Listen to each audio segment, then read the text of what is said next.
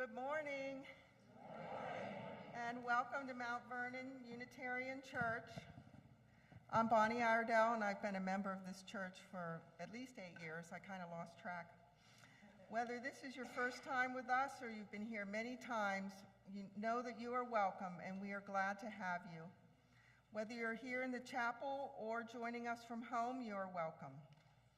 We gather to recommit ourselves to the mission of this church, to support one another in our spiritual journeys, to work for justice, to care for the earth, and to build the common good. Mount Vernon Unitarian Church is a community dedicated to welcoming the stranger, working for justice, and building the beloved community.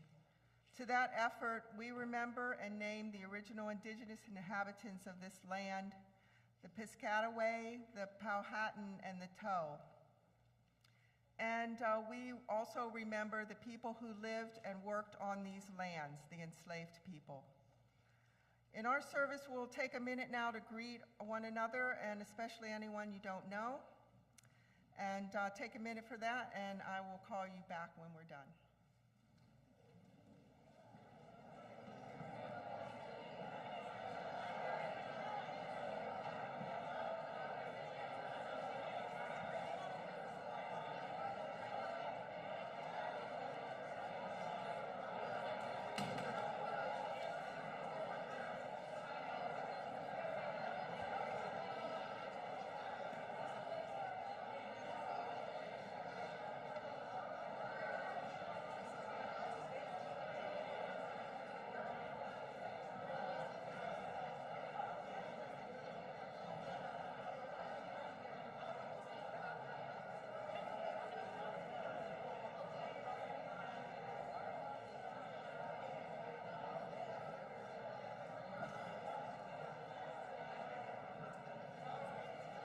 Let's come back and get ready for worship.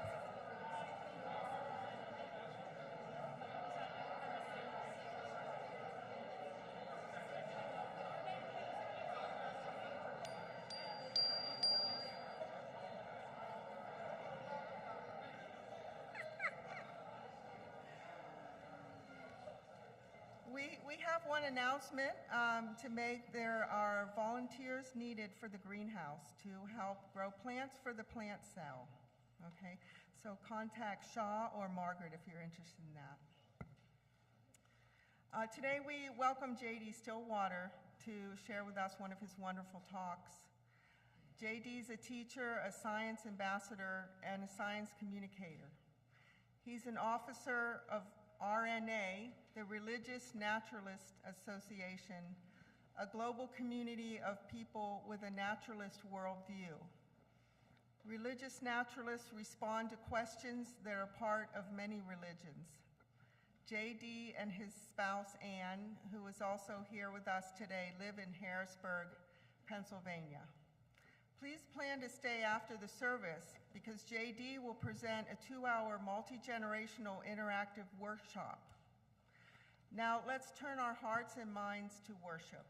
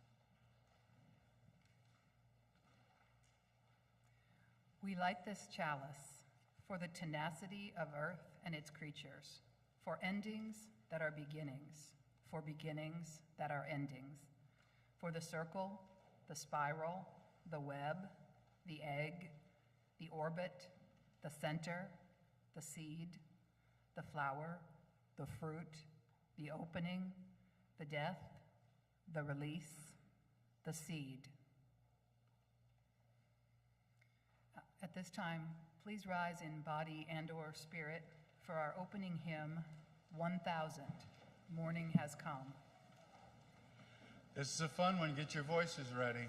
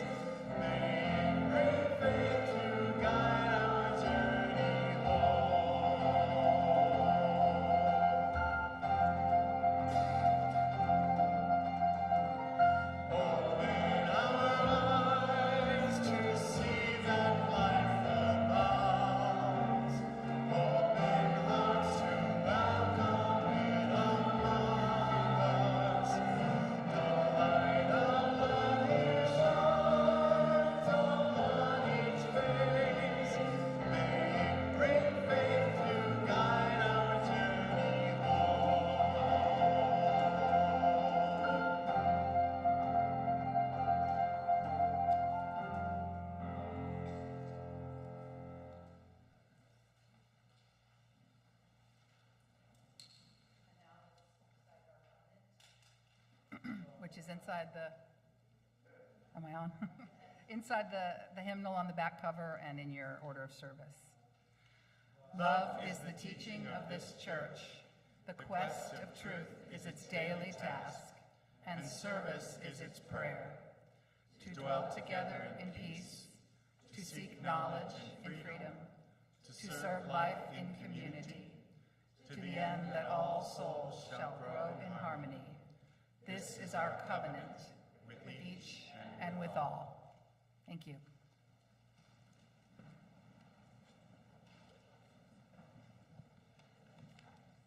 If you are young or young at heart, would you come down for the time for all ages? Come on. Yeah, that's cool. Cool. Check, check, check. There's something. There we go. All right, let's sit together. I want to tell you a story. I'm going to read you a story because it's a little bit long. Come on down. Wow, yo-yos are... Wow, happy birthday. You're 6. Wonderful. It's great to be 6. Cool. Well, for your birthday, for everyone's birthday, I want to read a story. And I'm afraid this story doesn't have any words yet. It doesn't have any pictures yet, but we're working on that.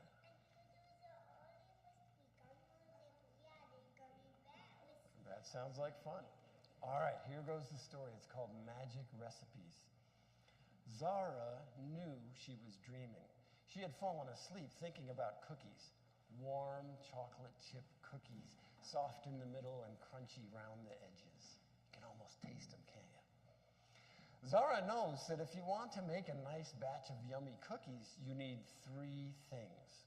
You need some ingredients like flour, sugar, and butter. You also need a recipe that tells you how to turn the ingredients into cookies. And you need someone to make the cookies, someone like Zara, right? Who mixes the ingredients together and then puts the cookies in the oven.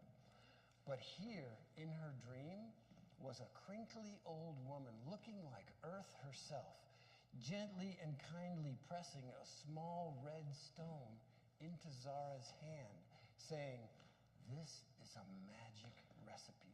It can turn into something yummy all by itself." Zara put the stone under her pillow and went back to dreaming of warm cookies.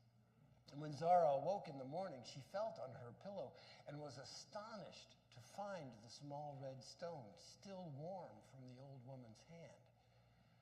Doubtful, she padded into the kitchen in her pajamas. She pulled out the tin of flour from the cupboard by the stove and the sugar. She put them on the table with some butter and a carton of eggs, and she carefully set the red stone in the middle of them and went back down the hall to brush her teeth. When she came back to the kitchen, the ingredients were all just where she had left them. She sighed. The dream had seemed so real, and the kind old woman so nice. She had hoped the red stone would turn the ingredients into cookies by magic. Dad came into the kitchen. His eyebrow went up when he saw the ingredients, the eyebrow that means, "What's going on here?" Zara sighed again and explained about the old woman and the red stone and the magic recipe. Dad's eyebrow went even higher. "Did you think the magic recipe would make itself into cookies as long as the ingredients were nearby?" Zara nodded and looked at the floor. Dad picked up the red stone from the counter and said, "Zara, I don't know about the old woman in your dream, but this is a magic recipe, not for cookies, but for something much more interesting." Now Zara lifted her eyebrows. Dad said, "How about we make some cookies and talk about it?" Zara smiled. "Chocolate chip?" "Sure," Dad said. Dad found a recipe, and they began measuring and mixing the flour, the butter, the chocolate chips, and the other ingredients. Dad said, "Zara, you know that most recipes are just words that tell us how to make something. We have to find the ingredients and measure them like the recipe says, and then mix them just right and bake them at just the right temperature." "Everybody knows that." Zara popped a chocolate chip into her mouth.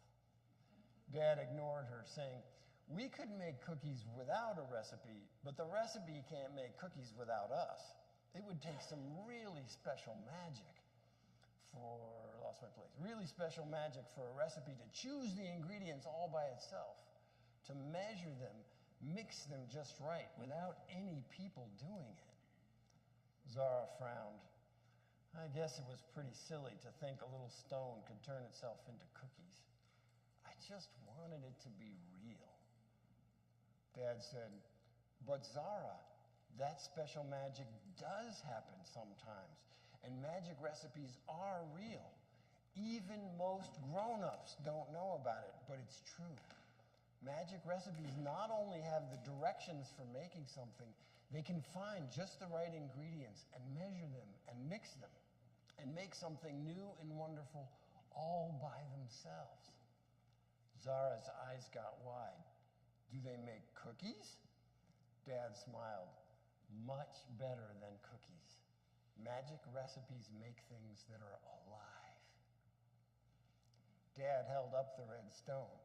"This is a magic recipe for a beautiful plant, a bean plant. Most people call this a kidney bean, but if you put it in the ground, it will begin gathering ingredients from the dirt and air, and it will make itself come alive. It can grow taller than you. It's a seed, and seeds are magic recipes." Zara thought about that while the cookies were in the oven. She said, "Are all seeds magic?" Dad said, "Yes. Remember the acorns we found last spring with the leaves and roots growing out of them? Acorns are magic recipes for giant oak trees.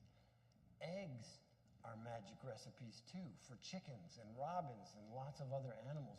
Even you came from a magic recipe. Zara's eyes grew really big. Me? I thought Mom made me. Now it was Dad's turn to think for a minute. Finally, he said, "You grew inside Mom's belly using ingredients from her, but you did the choosing and the measuring and the mixing to make yourself ready to be born." The timer on the oven dinged, and Zara jumped up. "The cookies are done." She thought about magic recipes while she and Dad munched on warm chocolate chip cookies, soft in the middle and crunchy around the edges, still warm from the oven. Dad pointed to Zara's cookie. "You're still making yourself. That cookie is an ingredient that in a few hours will be part of your body. And only the magic recipe inside you knows how to measure and mix it with the rest of you." Zara liked the idea that she had come from the same kind of magic that turns acorns into oak trees and eggs into robins. She wondered about how magic recipes choose and measure ingredients. That part seemed truly magic to her. That night, she was still wondering about it when the old earth woman again came and sat on her bed, smiling a twinkly dream woman smile. Zara asked her, "Did you come from a magic recipe?" The woman gently patted Zara's hand. "Everyone and everything comes from a magic recipe," she said. Zara sat up. "Things come from magic recipes too? Dad said only plants and animals." The old woman's eyes glittered like moonlight.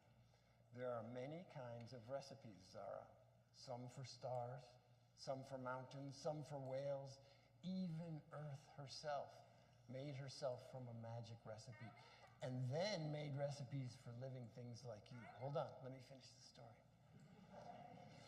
Zara tried to imagine a magic recipe that could make everything on Earth, even new magic recipes. She remembered that even now the recipe inside her was making her stronger, smarter, and taller. She smiled sleepily and lay back on her pillow, dreaming of blue robin's eggs, little red beans, and of course, warm chocolate chip cookies, soft in the middle and crunchy around the edges. Well, I have something for you. Thank you. You made a volcano? That sounds very scientific.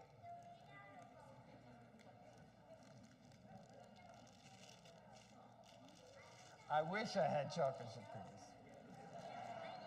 Take a few. Just take 3.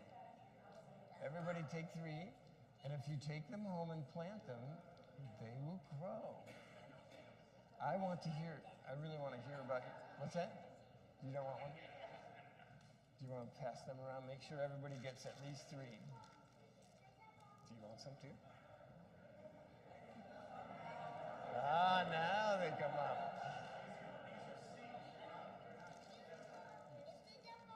Leftovers?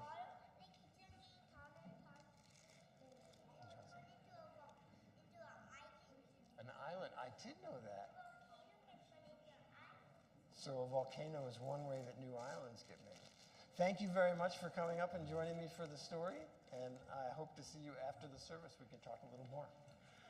Let's sing our children out to class with words from your order of service.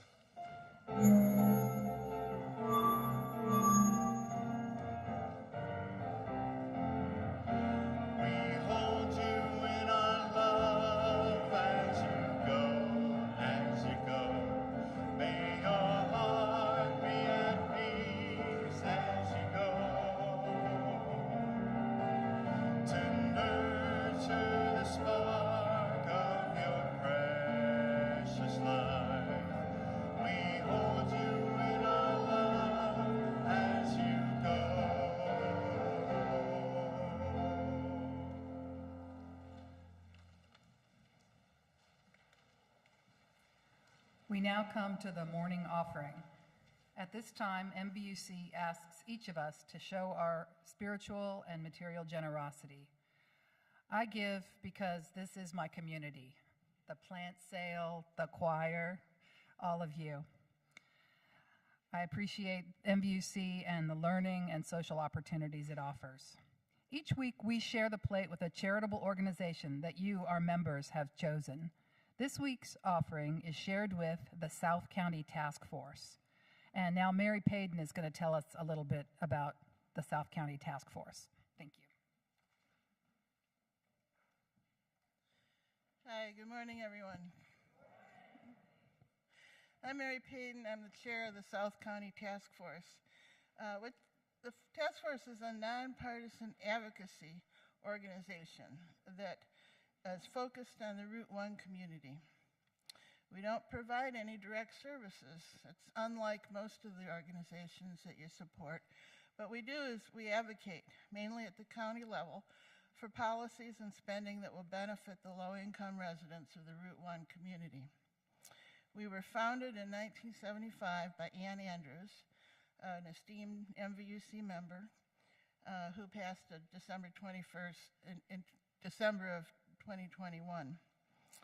Ann was known as the general of Route 1 for her forceful advocacy, and also as the heart of Route 1, because she always advocated for others, never taking credit for herself. And we follow in her tradition. Route 1 was long considered a backwater in the county, as many people will say. We're always the last to get things. But now we're facing development and gentrification. The One Fairfax policy of Fairfax County says that when the county takes an action, it must consider who benefits, who's harmed, and who's at the table. So our mission is to make sure that our constituencies benefit and that they are at the table. So who are our constituents?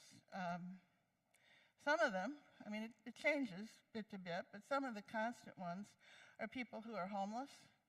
We have a long history of homelessness in Route 1. We work closely with other faith communities and with Rising Hope. We're getting a new homeless shelter very slowly, and we're also pushing for better treatment of homeless people in the summertime.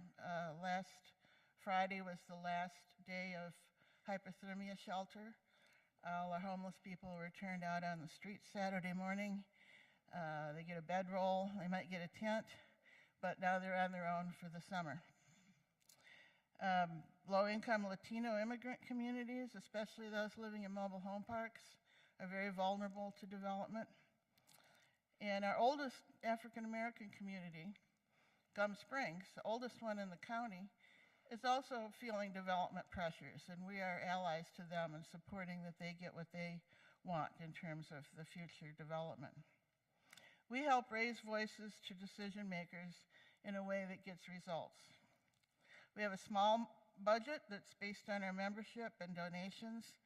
Our funds go to organizing, producing materials, providing transportation and communications, et cetera, so we can actually get people from the community in front of the decision makers. We very much appreciate your support over the past several years, and thank you very much again for supporting us.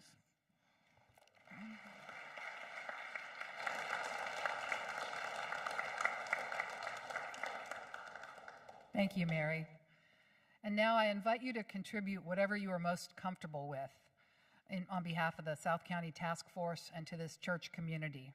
If you would like to write a check for the offering, please make it to MVUC and in the memo line indicate what it is for. You can also go directly to our website to give. We are very grateful for your donation. And during the offering, you are welcome to come forward in silence to light a candle of joy or sorrow. And now, will the ushers please come forward for the morning offering?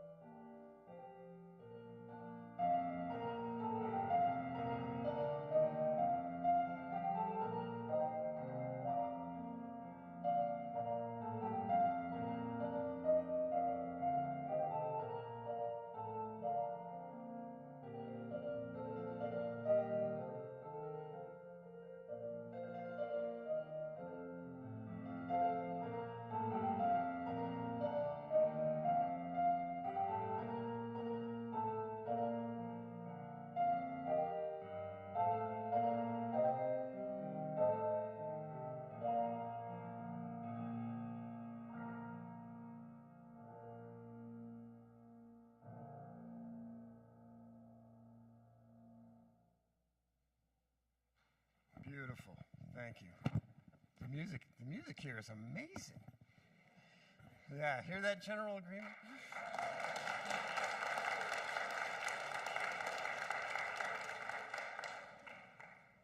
We're about to go into a time of silent meditation, but so we don't have to interrupt that to announce the next song, we'll just remain seated after the meditation, and the piano will begin the first chords of our next song.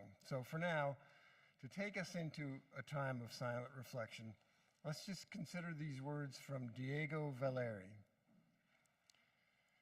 You who have an eye for miracles, regard the bud now appearing on the bare branch of the fragile young tree. It's a mere dot, a nothing, but already it's a flower, already a fruit, already its own death and resurrection. So as we enter the silence, what are the ways in which spring is emerging in my life, practically or metaphorically?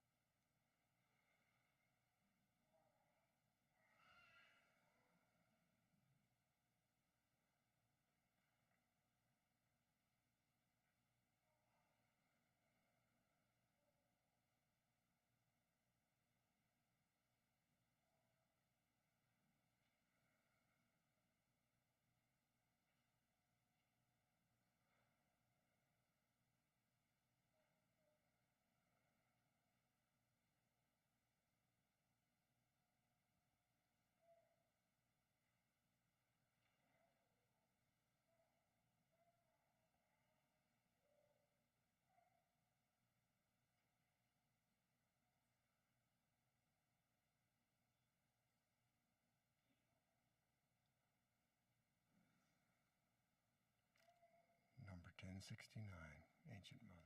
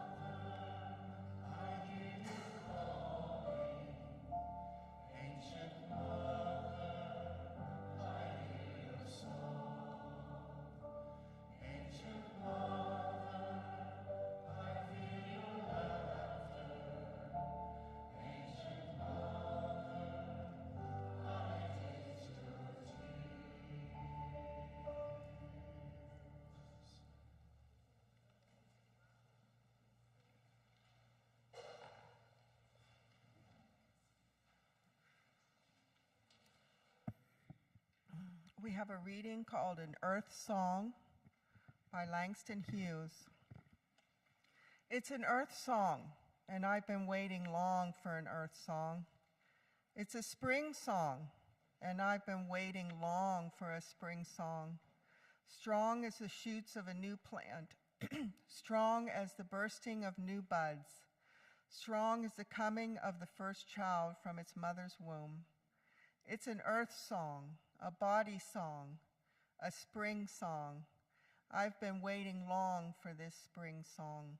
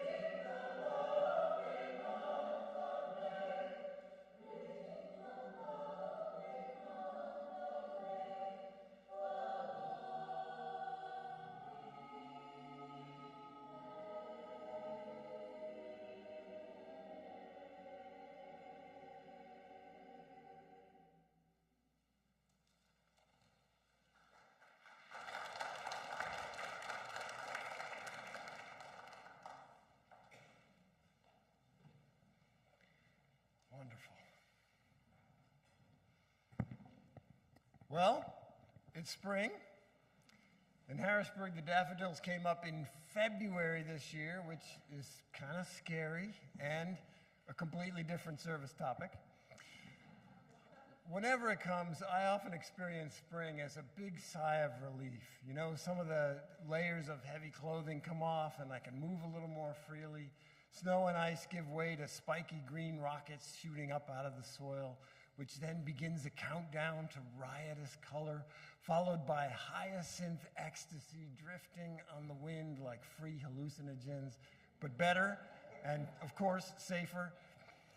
Little peeps begin to fill the social, not those peeps. Peeps begin to fill the social media feeds of those lucky enough to have chickens. And for much of my life, that was me. I hatched my first chickens. Is that them now? I hatched my first chickens when I was 8, and pretty much every year after that until college. My little brother hatched ducks, and my sister did geese. And there were turkeys somewhere in there, too. I'm not sure whose responsibility that was. So every spring, we would fire up the incubator and fill it with eggs. Multicolored chicken eggs, larger, greasy-looking duck eggs, and big, elegant goose eggs. You know, chicken eggs take about 21 days to hatch. Ducks take around 28 days, and geese average about 32, which meant that after 3 weeks of excited anticipation for us kids, We had nonstop awe and wonder for 11 or 12 days every spring. But you know, you never get 100%. There are always some eggs that don't hatch. Sometimes there are stragglers that hatch a day or two late, so we would always wait until 35 days just to be sure. There were always a few duds. There was another reason to procrastinate turning off the incubator. No one wants to mess with those duds because they're rotten eggs, and rotten eggs can explode. And if any of that gets on you, I guarantee the smell will cost you your most recent meal. So that disposal task usually fell to my mom, who would carefully carry the whole incubator out into the meadow, and then she would gingerly throw each egg as far as she could without exerting too much stress on the shell. So one year she picked up the last egg, a duck egg, out of the incubator, and as her wind-up brought it near her right ear, it peeped. It didn't explode, it peeped. She couldn't even believe it. It peeped again. So she put it back in the incubator, took it back into the house, and plugged it back in. And a day later, mind you, this is almost 10 days after the normal duck incubation time, an odd little duckling hatched out like a boss. It was too much younger than its siblings to be raised with them, so it became kind of a pet. It was a special little duck, and I'll explain more about why it was so special in a couple minutes. Now, if you've seen birds hatch or even watched a person being born, you've probably felt this sense of deep magic and mystery as they emerge. New life emerging, literally emerging. Well, all of this is pretty well described by molecular biogenetics. So in that sense, it's not quote unquote magical or mysterious at all. And therein lies the quandary and, I would say, the opportunity of being alive at this time in the history of science and science knowledge. We today rest on centuries of astounding success at describing the mechanical details of cause and effect, down to the constituent parts of atoms so small that a single grain of table salt contains about as many atoms as there are blades of grass on the earth. Almost incomprehensible knowledge. But that's science, right? We take things apart to see how they work, and then we take those parts apart and so on, reducing every object and phenomenon to its parts. And it has been phenomenally successful. But some things, some really important aspects of reality get lost when you reduce a whole system to its individual parts. For example, is surface tension a real thing? Of course it's real. The water strider can feel it, right? But is it a thing? Is it an object? It's not. It's not a thing, though it acts like one. And it's not made of things either. Surface tension is a phenomenon that happens when lots of water molecules interact with one another at the boundary between water and air. It's made of relationships between the water molecules, not the molecules themselves. If you add a drop of soap, that surface tension just disappears. The molecules are all still there, but the soap is like some kind of home wrecker. It interrupts the relationships between the water molecules. Science has been so successful at revealing reality's mechanisms that most of us still walk around with a mechanistic worldview of the universe as a kind of clock ticking away. And when the season hand ticks around to spring, click, whir, and out come the cuckoo peeps, right?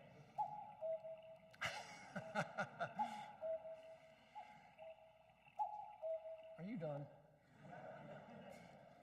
And this is why so many of our traditionally religious neighbors and friends are wary and weary of science. They hear science saying, it's all nothing but molecules, and it's nothing but atoms and the laws of physics, and reducing, there's that word again, reducing everything to the mechanical, to the mundane. Some scientists are still talking like that, but it's only half the story. Because many of the things we take for granted as being real things are actually more like surface tension. They're made of relationships that disappear when you take them apart.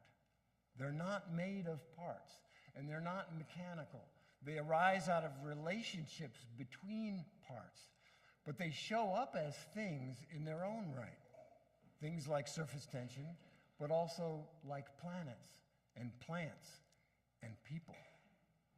What I'm touching on here is the relatively new science of emergence, which studies properties of matter that aren't themselves matter, but arise out of interactivity, out of relationships between matter. So this is my cousin Joe. He's quite the looker, huh? Do you agree?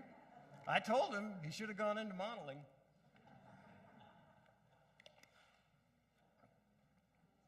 Before emergence, we could say, truthfully, that Joe is nothing but a bunch of atoms, right? It's still true. The only things there are atoms. But to say nothing but a bunch of atoms is to neglect a whole galaxy of things that are true about Joe besides the atoms. For example, awareness, flight, self-regulation, sexuality, and so many more. Not the least of which is his roosterness. Those same atoms could be reassembled to make a dog or a compost pile or a smoothie. I didn't like to think about that one, but the image was handy. So is the rooster the atoms, or is the rooster something that emerges from a particular arrangement of atoms? That unique arrangement hints at what emergence scientists are calling constraints. You only get surface tension under the right condition. Has to be liquid water, has to be at the surface and the boundary with air, and no soap present. You only get roosters when the atoms are constrained by the patterns that are built into Joe's unique genetics, his magic recipe. Under the right conditions, under those constraints, from nothing but a bunch of atoms comes something else, something new and different from the parts, a fine-looking rooster.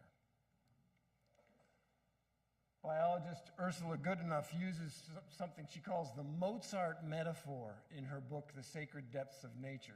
She reminds us that a Mozart sonata can be understood as nothing but hammers hitting strings, right? But remember, the strings and the hammers aren't the music. They just create the music.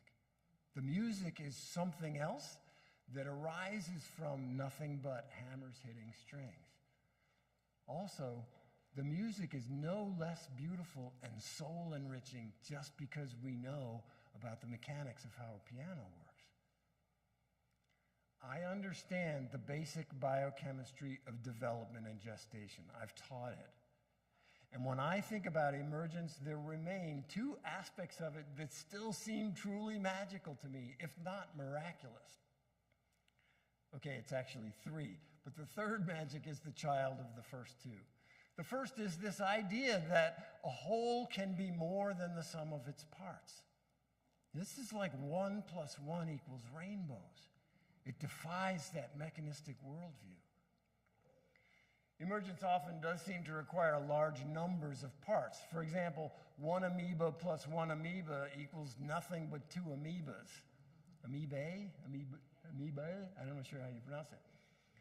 But if you keep adding amoebas, at some point you get a bunch of amoebas and a whole slew of some things else. You get group coordination, specialization into fruiting bodies, the ability to solve complex mazes just with amoebas. And if you give them a few 100 million years, they might evolve organs and brains and the something elses of pianos and poetry and popes. Which brings me to the second magic, the one about recipes in the story I shared with the young people. Reductionism looks at things and asks, what parts is this made of and where did they come from? Carl Sagan famously referred to this process by saying, if you wish to make an apple pie from scratch, you must first invent the universe. I love that. That process works backwards, right? You trace apples back to apple trees, then to apple tree ancestors, then to the first living cells, then to the origins of planets and matter, and so on. And Dr. Sagan was almost giddy as he said this quote because his generation of scientists was the first one to be able to tell the story forwards. A story that we now call big history. Everybody's story, the great story, the epic of evolution, Big Bang cosmology. There are a lot of names for it, but it's the story of the emergence of everything, and we get to tell it forwards. So that second magic that I'm zigzagging towards here is self-assembly.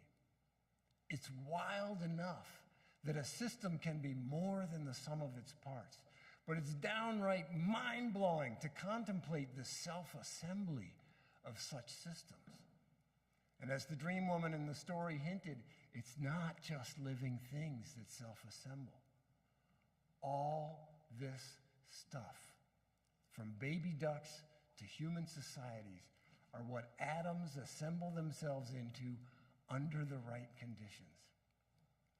And here's where the two magics make a baby together, because we now know that the universe began with energy, insanely bright light, and nothing else. The first matter condensed out of that light during the first second of time. But there was no matter, no atoms there at the beginning. As this great mystic and prophet revealed, matter is a form of energy, tremendously condensed, and it exhibits different properties, emergent properties from the energy that it condensed from. Properties like mass, inertia, and gravity. Energy is not a thing. Energy is potential, it's action, it's verbs. And I lied to you a few seconds ago, a lie of omission. Light wasn't quite all there was at the beginning of time. There was also an invisible set of constraints, what we call the laws of physics. So in that first less than a second, and constrained by patterns built into reality itself, from nothing but energy emerged the something else of matter. There is nothing mundane about that. I'll offer more about the great story in the workshop that follows today's service. I hope you can stay. I know there are some other things going on, but it should be a good time. But to make a 14 billion year long story short, yeah, everything in the universe today is an emergent expression of energy, interacting with itself in increasingly complex and interesting ways. So the light energy that came out of nothing at the beginning of time is the ultimate magic recipe, an everything seed from which it self-assembled an entire universe, constrained by physical laws, and in time spawned uncountable other self-assembling miracles like stars and galaxies and planets and living things that literally eat sunlight and turn it into daffodils and ducklings and dignitaries. So for me, the profound meaning of spring is that the miracle of emergence is popping up all around me, literally shooting up out of warm soil, newborn oak leaves waving at me like little children, right? Wild turkey chicks wandering our neighborhood with their mothers. Millions of magic recipes all unfolding like little universes everywhere I look. And each one is unique. Every creature that reproduces sexually, which is pretty much all the plants and animals, is genetically unique. Every one of those seeds and eggs out there can self-assemble into something completely new, a combination of traits that the universe has never seen before. Each one of those beings. Speaking of unique individuals, there's a reason that odd duckling of ours took so long to hatch. We had two kinds of ducks running free on our farm. I'm hearing chuckling. Some of these people already know what's coming. Rouens and Muscovies. Those aren't two different breeds. Those are two different species. She was an interspecies duckling, a rare and sterile mule duck. When she started laying eggs, they didn't have any yolks in them. They were just duck eggs filled with egg white. Amazing. In his song, Holy Now, Peter Mayer, who also wrote Blue Boat Home, which we're about to sing, right? In a few minutes here. He sings, "Wine from water is not so small, but an even better magic trick is that anything's here at all. Everything is holy now." Spring brings such an embarrassment of holy riches that we trip over them on our way to the mall, right? There's no spring in the tropics, you know. Spring is a gift, but only certain latitudes like this one get to open it. Don't leave it unopened just because you have shopping to do or meetings to attend. Right now, right out there, new expressions of cosmic creativity that have never existed before are showing up for their brief time in the sun on a lonely blue dot in a terrible vastness of mostly empty space. Get out there and soak it in. Be reminded that this same magic lives and works inside you with every breath and bite and beverage.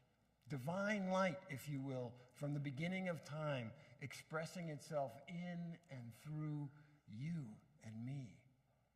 Get your hands out in the dirt. Plant some magic recipes. Do it with children and tell them about the magic, about the uniqueness of each seed or egg. Heck, you can even eat some of these nasty things after Easter when they're on special and too cheap to pass up. For more fun, microwave them first. Looks like I already did. I got off by a slide somehow. Please, just don't let spring come and go without letting it nourish you deep inside. Take spring to heart. You never know what something else might emerge from nothing but a relationship with nature. May it be so.